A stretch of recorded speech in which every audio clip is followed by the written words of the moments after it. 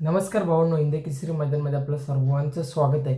भावांनो, आज पेडगावकरांचं ओपनचं मैदान आणि या मैदानामध्ये आपला बकासूर पाळण्यासाठी गेला होता आणि गटपास देखील झाला होता. आज बकासूरचा पहिरा होता सुंदर 11-11 सोबत.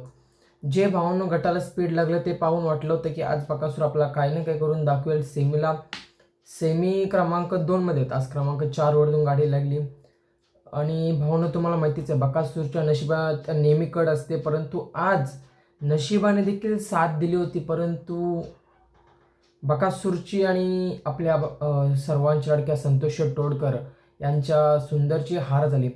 सीमित गाड्या टॉपच्या लागल्या होत्या.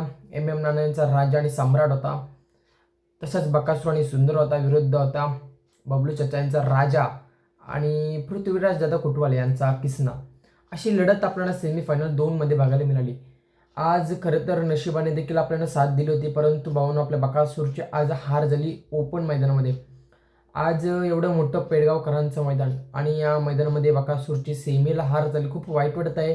आज वाटलं होतं गाडी काही ना काही करून दाखवेल, परंतु सेमीला हार झाली.